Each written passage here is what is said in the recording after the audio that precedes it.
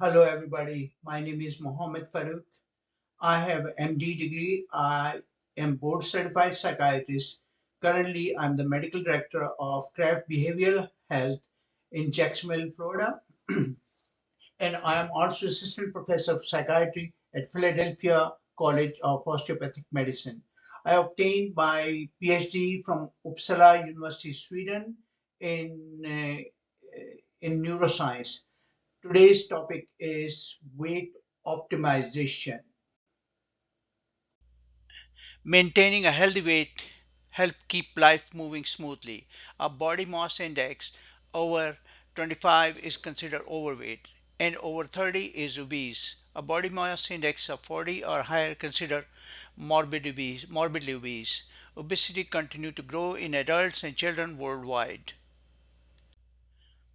Any disease or any condition will be compounded with overweight or obesity. For example, arthritis of knee will worsen with increasing weight. High blood pressure will get worse with increasing weight. Diabetes have more problems. I'm sorry, diabetics have more problems and complications with increasing weight. There is a high rate of cancer in patients who are obese. Obesity will compound depression. Obesity can worsen the mechanical functioning of body parts such as there is more likelihood of narrowing of windpipe that may cause or worsen sleep apnea, urinary tract complication leading to difficulty breathing or difficulty urinating. 39% of the world population is overweight or obese, while around 42% of Americans are obese. Some reports are that over 70% adult Americans are overweight. Obesity is increasing over time due to multitude of reasons. Optimal weight is crucial to maintain health. The impact of many diseases can be reduced by optimizing weight. Similar mechanisms work for obesity or addiction, and basically they are due to loss of self-control. In most cases, people get obese due to overeating. Their food intake is more than what they need on daily basis, as most of you know. At Kraft Clinic, we believe that obesity is an eating disorder and should be treated as such. Physicians should encourage patients to optimize their weight, and it will help with whatever condition they are having. I work with some of my patients to optimize their weight. The information is freely available on our website. I strongly encourage to keep optimal body weight by adjusting the amount of food intake and activity level. We need all kinds of food to maintain good health. Despite so much advertisement about healthy foods and superfoods, human beings need to consume all kinds of foods, including so called bad foods or junk foods, in moderation. We need to eat all kinds of food in moderation, so moderation is key to keep a healthy weight. At younger age, human beings need more carbohydrates because of higher level of activity. However, as we age, our carbohydrate needs keep going down. For example, we can eat a lot of sweets and cookies when we are children, but if we keep consuming those foods as an adult, we will have an overweight problem. Weight loss is extremely lucrative business. There is a huge market of so-called superfoods. Several kinds of expensive diets are available, including keto, vegan, etc. etc. The basic key to success is reducing the ratio of carbohydrates and food intake and increasing the portion protein intake as we age. Keep adjusting it the older we get. It can be called food optimization over human lifespan. So moderation in eating and keep adjusting the ratio of carbohydrates and protein help us maintain a healthy body weight over the year. There are few simple rules which can prevent or minimize the impact of future diseases. Considering serious complication with weight loss, surgeries, hormone or other potentially dangerous weight loss methods, I do not recommend them to artificially optimize weight. In my opinion, these methods are overused for monetary benefits by the health community. Weight loss surgery certainly has some benefit, but in a limited number of patients and shouldn't be used excessively. In some cases, some medications can help with weight loss, but obesity is basically an eating disorder, a physiological condition with few exceptions. Who do Why do people get obese? Eating more than a person can process, doing less physical activity, eating harmful foods such as foods with lectins. That's a topic for another day, okay? There might be an imbalance of hormones or a metabolic disorder in the body, so doing a full blood work by your provider is always recommended before starting any weight control program. Obesity can worsen the course of a multitude of diseases, including high blood pressure, heart disease, diabetes, mellitus, musculoskeletal problem. So basically, any disease you have, it will just compound. Obesity will compound it. Obesity can worsen the mechanical functioning of body parts, such as there is more likelihood of narrowing of windpipe, urinary tract complications, leading to difficulty breathing and difficulty urinating. So if somebody is morbidly obese and has urinary incontinence or sleep apnea, then beside getting medical treatment, they can optimize the weight and their symptoms could improve without surgical intervention. Obesity can worsen and accelerate the aging of musculoskeletal structure. Obesity put more stress on your joints, accelerating contributing to osteoarthritis. As the cartilage and bones between your joints become damaged, this can lead to pain and difficulty walking. So in summary, obesity accelerates arthritis. Obesity has been linked to a number of complications including infertility, gallbladder disease, fatty liver disease, high cholesterol, sleep apnea, chronic lower back, and stroke. Obesity can increase or worsen mental health disorders like mood and anxiety disorder. This means that if you are obese, you are at a high risk of developing depression and anxiety. Being overweight can lead to negative feelings about oneself and lower self esteem. Being overweight can lead to social anxiety and the inability of people to go out in public to do necessary daily activities. Uh, Obesity has many social implications. Obese persons may encounter stigmas or judgment from others. Following plan is optimal for a BMI greater than 30. Per this plan, running is not recommended since with higher BMI, running may hurt knees, hips, and back.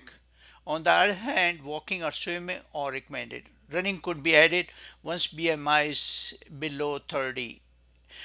Again, these are my recommendations and I have refined them over time. Please note that brisk walking will help you spend more calories than running or bicycling the same distance.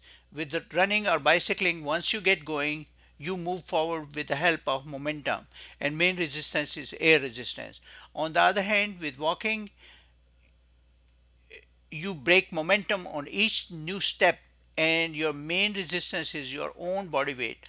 Let your body weight work in your favor in your goal to lose weight. You can also walk on a treadmill or elliptical. Weight training can always help. Activity plan. This is what I recommend when a patient is morbidly obese or they want to optimize their weight. So on day one, walk briskly, do not run for as long as you can comfortably, okay? For the second day and days moving forward, increase your walking distance by adding 100 yards whenever you can. It could be every day you can add 100 yards, or it could be every week or every month, okay? It depends on your personal, level of fitness. The goal is to reach up to 5 miles a day to lose weight. Use any app to monitor distance walk daily. Weight training of all major muscle groups, 30 minutes at least, 3 days a week is also recommended. And always keep yourself well hydrated, but drinking too much water is not healthy either. Optimal drinking water is recommended. Sleep habits. I recommend getting 7 to 9 hours of sleep at night.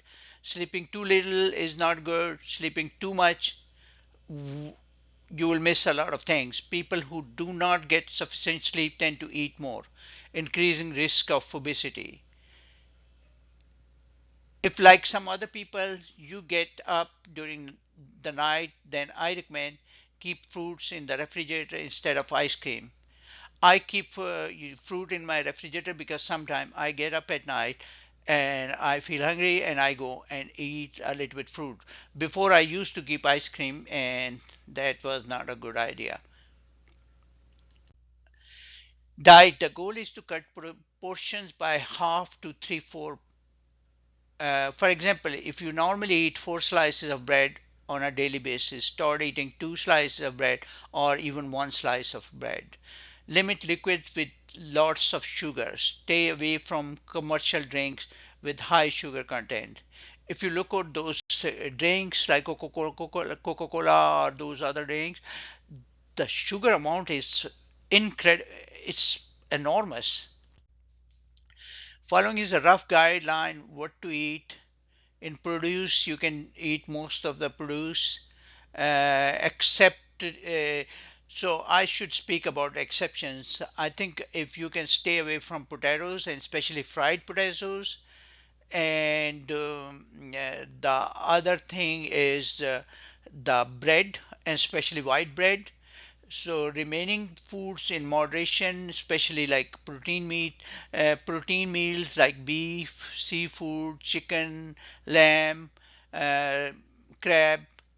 So most of seafoods are good. Most vegetables and fruits should be fine.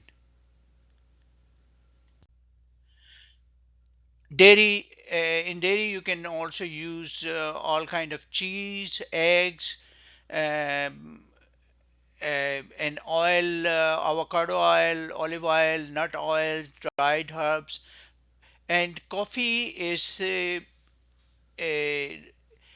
recommended to. I shouldn't say recommended, but I mean like, tea and coffee have some health benefits. Okay, so coffee improve functioning of people and it helps to lose some weight. Also, there are some studies. Same almonds, pecans, walnuts, and other foods. One way of eating or selecting a food that if you can Google the glycemic index of that food. So if the glycemic index is less than 55, I think it's more or less okay to eat. But if the glycemic index is more like sugars, so for example, glucose or like the sugar we have, its glycemic index is 100, okay? But fructose, like which is available in fruits, like most of the fruits, they have a lot of fructose. Fructose glycemic index is 25. So fructose has a low glycemic index, while glucose has a high glycemic index. Okay, so you can look you can search the glycemic index of food if you are not sure about. So, but like staying away from white bread and staying away from potatoes will help significantly. Okay. In summary, there are simple rules, and if we can follow them, we can stay healthy and keep healthy weight instead of spending a lot of money on expensive foods and expensive diet plans. So, moderation and consistency is the key to success. Thank you very much.